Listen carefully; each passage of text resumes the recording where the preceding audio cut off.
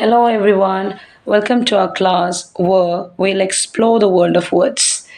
ഇന്ന് നമ്മൾ ഡിസ്കസ് ചെയ്യാൻ പോകുന്നത് SCRT 9th English chapter first half a day by Naguib Mahfouz അദ്ദേഹത്തിൻ്റെ പാഠത്തിലെ സമ്മറിയും ഒരു ക്യാരക്ടർ സ്കെച്ചുമാണ് നമുക്ക് പഠിക്കാനുള്ളത്. ഇത് തന്നെ ഞാൻ പോയിൻറ്റ്സ് ആക്കിയിട്ടാണ് നിങ്ങൾക്ക് തരുന്നത്. അപ്പോൾ അത്യാവശ്യം നന്നായിട്ട് പഠിക്കാൻ പറ്റുന്ന കുട്ടികളാണെങ്കിൽ ഈ പോയിൻറ്റ്സിനെ എക്സ്റ്റെൻഡ് ചെയ്ത് പാരഗ്രാഫ് തിരിച്ചെഴുതുക. അല്ലാത്ത കുട്ടികൾ ഈ പോയിൻറ്റ്സ് മാത്രം പഠിക്കുക. എളുപ്പമുള്ള പോയിൻറ്റ്സാണ്. ഇത് മാത്രം പഠിച്ച് ഇതിനെ പാരഗ്രാഫാക്കി എഴുതുകയാണ് നമുക്ക് വേണ്ടത്. സോ നമുക്ക് തുടങ്ങാം. Join the learning journey with little launch 25. നോക്കൂ, പോയിൻറ്റ്സ് ആക്കി തന്നതില്ലേ. ഒന്നാമത്തെ പോയിൻ്റ് ഇങ്ങനെയാണ്: the story revolves around A young boys first day at school.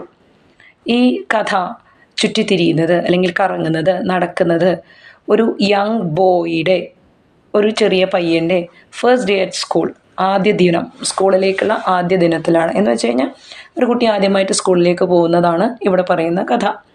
The narrator എന്ന് പറയുമ്പോൾ ആഖ്യാതാവ്, കഥ പറയുന്ന ആള്. ഈസ് ദ ബോയ്, ഒരു ആൺകുട്ടിയാണ്. ഈസിൻ്റെ അർത്ഥം ആണ് എന്നാണ്. റിഫ്ലക്റ്റിംഗ് ഹിസ് ഓൺ എക്സ്പീരിയൻസസ്, ഇതിൽ അവൻ്റെ തന്നെ അനുഭവങ്ങളെയാണ് പ്രതിഫലിപ്പിക്കുന്നത്. Okay. The boy is initially, ഈ പയ്യൻ ഈസ് ആണ് ഇനീഷ്യലി, തുടക്കത്തിൽ എക്സൈറ്റഡ്, ഭയങ്കര ഉത്കണ്ഠയിലായിരുന്നു. ആൻഡ് നെർവസ്, ടെൻഷനിലായിരുന്നു അല്ലേ, അബൌട്ട് സ്കൂൾ, എന്തിന്, സ്കൂളിലേക്ക് പോകുന്നതിന് വേണ്ടിയിട്ട്. His father takes him to school, അവൻ്റെ അച്ഛൻ അവനെ സ്കൂളിലേക്ക് കൊണ്ടുപോകുന്നു. Symbolising a transition from childhood to adulthood, അത് എന്തിനെയാണ് സിംബലൈസ് ചെയ്യുന്നത്, പ്രതീകവൽക്കരിക്കുന്നത്? ഒരു ചൈൽഡ്ഹുഡിൽ നിന്ന്, കുട്ടിക്കാലത്തിൽ നിന്ന് അഡൾട്ട്ഹുഡിലേക്കുള്ള ഒരു മാറ്റത്തെയാണിത് കാണിക്കുന്നത്. അഡൾട്ട്ഹുഡ് എന്ന് പറഞ്ഞാൽ മുതിർന്ന അവസ്ഥ.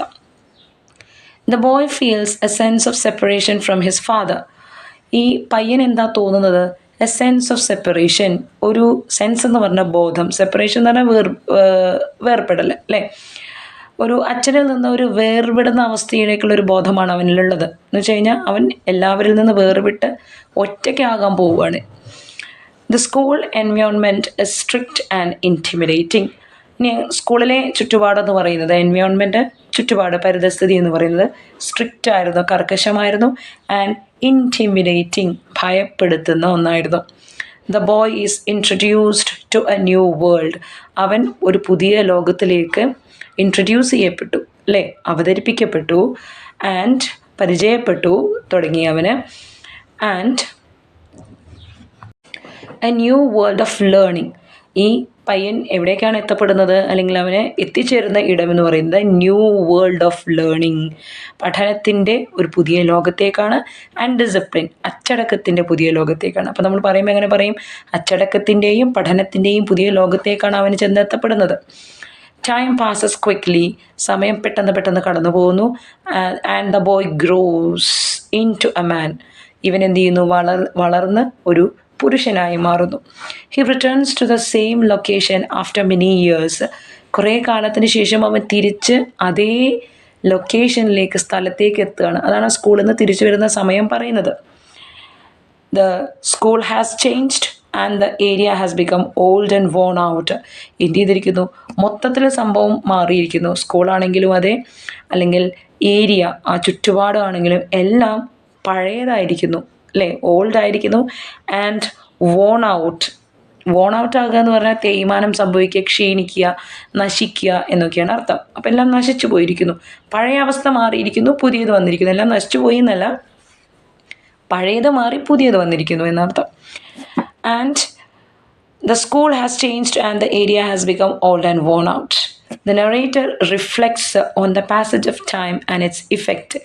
ഇവിടെ നറേറ്റർ റിഫ്ലക്റ്റ് ചെയ്യുന്നത്, പ്രതിഫലിപ്പിക്കുന്ന കാര്യം എന്താണ് എന്ന് വെച്ച് കഴിഞ്ഞാൽ പാസേജ് ഓഫ് ടൈം, സമയത്തിൻ്റെ കടന്നുപോക്കും. ആൻഡ് ഇറ്റ്സ് ഇഫക്ട്സ്, അതിൻ്റെ പ്രതിഫലനം എത്രത്തോളം ഉണ്ട്, അതിൻ്റെ ഗുണഗണങ്ങൾ എത്രത്തോളം ഉണ്ട്, അത് നമ്മൾ എത്രമാത്രം ബാധിക്കുന്നു എന്നുള്ളതാണ്. ഹി റിയലൈസസ് ദാറ്റ്, അവൻ തിരിച്ചറിയുന്ന ഒരു കാര്യം എന്ന് പറഞ്ഞാൽ ടൈം ഹാസ് ചേഞ്ച്ഡ് ഹിം, സമയം അല്ലെങ്കിൽ കാലം അവനെയും മാറ്റിയിരിക്കുന്നു. And the world around him, അവൻ്റെ ചുറ്റുപാടിനെയും മാറ്റിയിരിക്കുന്നു. The story explores themes of childhood, adulthood and ageing. നമ്മുടെ കഥയിലെ കഥ എക്സ്പ്ലോസ് കണ്ടെത്തുന്നൊരു കാര്യമെന്ന് പറഞ്ഞാൽ തീംസ് എന്ന് പറഞ്ഞ വിഷയം, പ്രതിപാദ്യം എന്നൊക്കെയാണ് അർത്ഥം. ഓഫ് ചൈൽഡ്ഹുഡ് കുട്ടിക്കാലം, അഡൾട്ട്ഹുഡ് മുതിർന്ന അവസ്ഥ, ഏജിങ് വയസ്സായ അവസ്ഥ, ഇതെല്ലാം ഇതിൽ കാണിക്കുന്നു. The narrator grapples with the fleeting nature of time. ഇവിടെ നറേറ്റർ എന്തിലാണ് ഗ്രാപ്പിൾ ചെയ്യുക അല്ലെങ്കിൽ ഗ്രേപ്പിൾ ചെയ്യുക എന്ന് പറഞ്ഞു കഴിഞ്ഞാൽ അള്ളിപ്പിടിക്കുക അല്ലെങ്കിൽ ചേർത്ത് വയ്ക്കുക, ഉറച്ചു നിൽക്കുക എന്നൊക്കെയാണ് ഉദ്ദേശിക്കുന്നത്. So the narrator grapples with the fleeting nature of time. ഇവിടെ നറേറ്റർ നമ്മളോട് പറഞ്ഞുകൊണ്ടിരിക്കുന്ന ഒരു കാര്യം അല്ലെങ്കിൽ ഉറച്ചു നിൽക്കുന്ന ഒരു കാര്യം എന്തിനെ പറ്റി പറയാനാണ്? ഫ്ലീറ്റിംഗ് നേച്ചർ ഓഫ് ടൈം, സമയത്തിൻ്റെ കടന്നുപോക്കിനെ പറ്റി. ഫ്ലീറ്റിംഗ് നേച്ചർ എന്ന് പറഞ്ഞു കഴിഞ്ഞാൽ കടന്നു പോകുന്ന അവസ്ഥയെ പറ്റിയിട്ട്, എന്ന് വെച്ച് കഴിഞ്ഞാൽ ഓരോ നിമിഷവും ചേഞ്ചിങ് ആണ് എന്ന് കാണിക്കുകയാണ് നറേറ്റർ ചെയ്യുന്നത്. പക്ഷേ അവനതൊന്നും ബോധ്യപ്പെടുന്നില്ല. അവൻ വിചാരിക്കുന്നത് വീട്ടിൽ നിന്ന് വെറുതെ എന്തിനാണ് എന്നെ വലിച്ചിഴച്ച് മറ്റൊരു സ്ഥലത്തേക്ക് കൊണ്ടാക്കുന്നത് എന്നാണ് ചിന്തിക്കുക. അങ്ങനെ അവർ പോയി വലിയ ഉയർന്ന മതിലുകളുള്ള ഒരു കോട്ട പോലെ തോന്നിപ്പിക്കുന്ന ഭയങ്കര കർശനമായിട്ടുള്ള എന്നാൽ അധികം തുറവെളിച്ചമൊന്നുമില്ലാത്ത ഒരു സ്ഥലത്തേക്ക്, എന്ന് വെച്ച് കഴിഞ്ഞാൽ അവനൊട്ടും ഇഷ്ടമല്ല. അതുകൊണ്ടാണ് അങ്ങനെ അവൻ കാണുന്നത്. അവിടെയൊക്കെ എത്തുന്നു. ഗേറ്റിൻ്റെ മുന്നിലെത്തി. ആൺകുട്ടികളും പെൺകുട്ടികളൊക്കെ നിറഞ്ഞ വിശാലമായിട്ടുള്ള മുറ്റം കാണാൻ പറ്റുന്നുണ്ട്. അച്ഛൻ അവിടെ നിന്ന് പറഞ്ഞു, നീ അകത്തേക്ക് പോകൂ എന്ന് പറഞ്ഞു. എന്നിട്ട് അവരോട് കൂടെ ചേരൂ. മാത്രമല്ല മുഖത്തൊരു പുഞ്ചിരി വിടർത്തി വേണം നീ പോകാൻ, കാരണം എല്ലാവർക്കും നീ ഒരു മാതൃകയാവണം അല്ലേ എന്ന് ചോദിച്ചു. മടിച്ച് അവൻ എന്ത് ചെയ്യാണ്? അകത്തേക്ക് കയറി പോവുകയാണ്. അച്ഛൻ അവനെ മുന്നോട്ടേക്ക് തള്ളി മാറ്റിയിട്ട് പറയുന്നുണ്ട്, നീ ധൈര്യമായിട്ടിരിക്കൂ, ഇന്ന് നിൻ്റെ ജീവിതം ആരംഭിക്കുകയാണ്. വൈകുന്നേരമാകുമ്പോൾ ഞാൻ നിന്നെ കാത്ത് പുറത്ത് നിൽക്കാം എന്ന് പറഞ്ഞ് അച്ഛൻ തന്നെ അവനോട് മുന്നോട്ടേക്ക് പോകാൻ പറഞ്ഞ് അദ്ദേഹം അവിടുന്ന് തിരിഞ്ഞു നടക്കുകയാണ്. അങ്ങനെ സ്കൂളിലേക്ക് അവൻ കയറി പോകുന്നു. അവിടെയുള്ള ആൺകുട്ടികളെയും പെൺകുട്ടികളെയും ഒന്നും അവന് പ്രത്യേകിച്ച് പരിചയമില്ല, കണ്ടിട്ടില്ല, ആരെയും അറിയില്ല, അവർക്ക് ഇവനെയും അറിയില്ല. അപ്പോൾ ഒരു വഴിതെറ്റിപ്പോയ ഒരു അപരിചിതനെ പോലെ അവൻ അവിടെ ഇങ്ങനെ നിൽക്കുകയാണ്. കാരണം സഹായിക്കാൻ ആരുമില്ല. അപ്പോൾ പുതിയൊരു കുട്ടി കയറി വരുന്നത് കാണുമ്പോൾ എല്ലാവരും അവനെ ഇങ്ങനെ നോക്കുന്നുണ്ട്. ആ കൂട്ടത്തിൽ നിന്ന് ഒരു ആൺകുട്ടി വന്നിട്ട് അവനോട് ചോദിച്ചു, നിന്നെ ആരാണ് ഇങ്ങോട്ടേക്ക് കൊണ്ടുവന്നത് എന്ന്. അപ്പോൾ അവൻ പറഞ്ഞു, എൻ്റെ അച്ഛനാണ് കൊണ്ടുവന്നത്. തിരിച്ച് മറുപടിയായിട്ട് ആ കുട്ടി പറഞ്ഞത്, എൻ്റെ അച്ഛൻ മരിച്ചുപോയി. അപ്പോൾ അത് കേട്ടപ്പോൾ അവന് ഭയങ്കര വിഷമം തോന്നി. കാരണം അങ്ങനൊരു ചോദ്യവും അങ്ങനൊരു മറുപടിയും അവൻ പ്രതീക്ഷിക്കുന്നില്ല ആയതുകൊണ്ട്.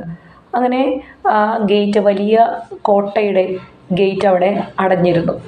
പിന്നെ കുട്ടികളുടെ കരച്ചിലും ബഹളവും സ്കൂൾ ബെല്ലടിക്കുന്ന ശബ്ദവും എല്ലാം കേൾക്കുന്നുണ്ട്. ഒരു സ്ത്രീ വന്നിട്ട് അവരുടെ കൂടെ കുറേ പുരുഷന്മാരും ഉണ്ടായിരുന്നു.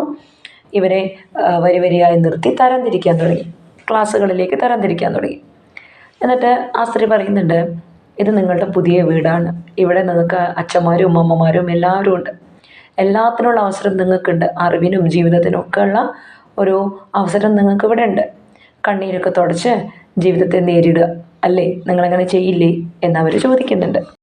നെക്സ്റ്റ് നമുക്ക് ഡിസ്കസ് ചെയ്യാനുള്ളത് character sketch of the narrator. ഇത് നമ്മൾ പോയിൻറ്റ്സ് ആക്കിയിട്ടാണ് എഴുതിയിട്ടുള്ളത്.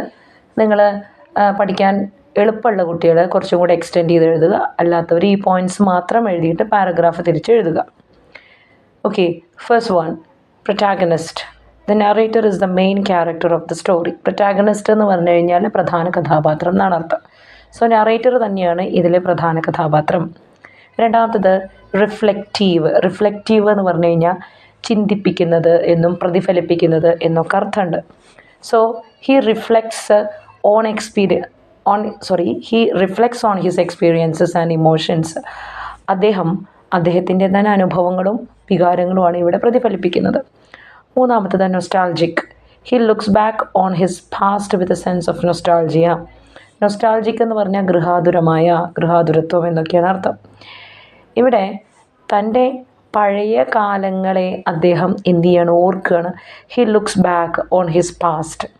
തൻ്റെ കഴിഞ്ഞ കാലങ്ങളിലേക്കൊന്ന് തിരിഞ്ഞു നോക്കുകയാണ് അദ്ദേഹം. With a sense of nostalgia, ഒരു ഗൃഹാതുരത്വം ഉള്ളിൽ ഒതുക്കിക്കൊണ്ട്. നാലാമത്തത് ക്യൂരിയസ്, ആകാംക്ഷയുള്ള. As a child he is curious about the world around him. ഒരു കുഞ്ഞെന്നുള്ള നിലയ്ക്ക്, ഒരു കുട്ടി എന്നുള്ള നിലയ്ക്ക് തൻ്റെ ചുറ്റുപാടുമുള്ള ലോകത്തെക്കുറിച്ച് ആകാംക്ഷയുള്ളവനാണ് അവൻ.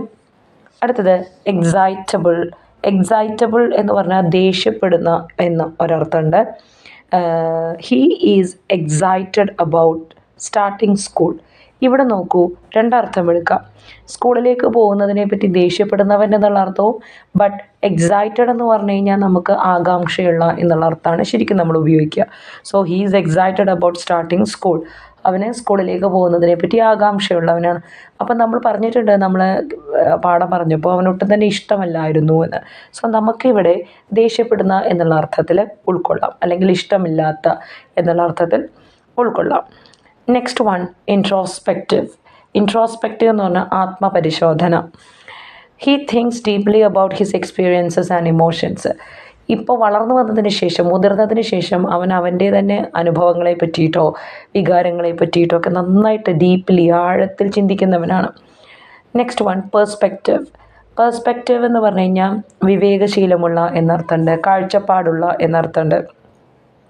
He notices changes in himself and the world around him. എന്താണ് പെർസ്പെക്റ്റീവിൽ പറയുന്നത്? ഹീ നോട്ടീസസ്, അവൻ ശ്രദ്ധിക്കുന്നു, ചേഞ്ചസ് ഇൻ ഹിംസെൽഫ്, അവനിലെ തന്നെ മാറ്റത്തെയും, and the world around him, അവൻ്റെ ചുറ്റുമുള്ള ലോകത്തിൻ്റെ മാറ്റത്തെയും. Next one, emotionally sensitive. Sensitive എന്ന് പറഞ്ഞാൽ അവബോധം എന്നൊക്കെയാണ് അർത്ഥം. So he feels a range of emotions. അവനിൽ ഒരു തരം ഇതുണ്ട്, ഇമോഷൻസ് ഉണ്ട്, വികാരങ്ങളുണ്ട്. From excitement to nostalgia. അത് എവിടത്തേക്കാണ് പോകുന്നത്? ആകാംക്ഷയിൽ നിന്ന് ഗൃഹാതുരത്വത്തിലേക്കാണ് പോകുന്നത്. Next one, thoughtful. He thinks about the passage of time and its effects. അവൻ ചിന്തിക്കുന്നത് എന്തിനെ പറ്റിയിട്ടൊക്കെയാണ്? സമയത്തിൻ്റെ കടന്നുപോക്ക്, കാലത്തിൻ്റെ കടന്നുപോക്കിനെ പറ്റിയിട്ടും അതിൻ്റെ ഇഫക്ട്സ്, അതുകൊണ്ട് എന്തെല്ലാം ഗുണങ്ങളുണ്ടാകുന്നു, അല്ലെങ്കിൽ അതിൻ്റെ അനന്തരഫലം എന്താണ് എന്നുള്ളതിനെ പറ്റിയിട്ടും. Next point, accepting. He comes to accept the changes the time brings. സമയം അല്ലെങ്കിൽ കാലം കൊണ്ടുവരുന്ന മാറ്റത്തെ അവൻ എന്ത് ചെയ്യുന്നുണ്ട്? ഓർക്കുന്നുണ്ട്, അല്ലെങ്കിൽ അതിനെ ആക്സെപ്റ്റ് ചെയ്യുന്നുണ്ട്, സ്വീകരിക്കുന്നുണ്ട്. Next point, experienced. As an adult he has gained life experiences and wisdom. ഒരു മുതിർന്നവൻ എന്നുള്ള രീതിയിൽ, മുതിർന്ന ആൾ എന്നുള്ള രീതിയിൽ, ഹി ഹാസ് ഗെയിൻഡ്, അവൻ നേടിയിട്ടുണ്ട്, ലൈഫ് എക്സ്പീരിയൻസ്, ജീവിതാനുഭവം, ആൻഡ് വിസ്ഡം, അറിവ്. കണ്ടംപ്ലേറ്റീവ്. കണ്ടംപ്ലേറ്റീവ് ചിന്തിപ്പിക്കുന്ന. He contemplates the meaning of life and time. Meaning of life, ജീവിതത്തിൻ്റെ അർത്ഥത്തെ പറ്റിയും സമയത്തിൻ്റെ, കാലത്തിൻ്റെ അർത്ഥത്തെ പറ്റിയും അദ്ദേഹം എന്ത് ചെയ്യുന്നുണ്ട്? ഓർത്തെടുക്കുന്നുണ്ട്, ചിന്തിക്കുന്നുണ്ട്. Sentimental. He values memories and experiences.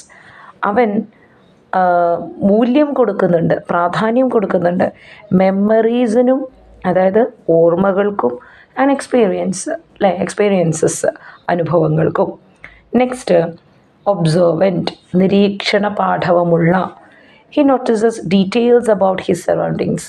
കാരണം നമ്മൾ കാണുന്നുണ്ട്, അങ്ങോട്ട് പോകുമ്പോൾ ഉണ്ടായിരുന്ന പലതും ഇങ്ങോട്ട് വരുമ്പോൾ ഇല്ല എന്ന്. അപ്പോൾ ജീവിതത്തിൻ്റെ ഓരോ ഏടുകളെയും ശ്രദ്ധയോടുകൂടി കൈകാര്യം ചെയ്യുന്ന ആളാണ് അവനെന്ന് നമുക്ക് മനസ്സിലാക്കാൻ പറ്റും. അതുകൊണ്ടാണ് ഒബ്സർവൻറ്റ് എന്ന് പറയുക.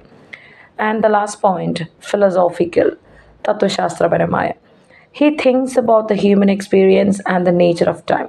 വളരെ തത്വശാസ്ത്രപരമായിട്ട് അല്ലെങ്കിൽ താത്വികമായിട്ടാണ് അദ്ദേഹം മനുഷ്യരുടെ അനുഭവങ്ങളെ പറ്റിയിട്ടും, അല്ലെങ്കിൽ പ്രകൃതിയുടെ അല്ലെങ്കിൽ സമയത്തിൻ്റെ അവസ്ഥയെ പറ്റിയിട്ടും സ്വഭാവത്തെ പറ്റിയൊക്കെ അദ്ദേഹം ഓർക്കുന്നത് എന്ന് നമുക്ക് മനസ്സിലാക്കാൻ പറ്റും. ഇത്രയാണ് ഈ 2 ക്വസ്റ്റ്യൻസാണ് ഇതിൽ നമ്മൾ നന്നായിട്ട് ഓർക്കേണ്ടത്.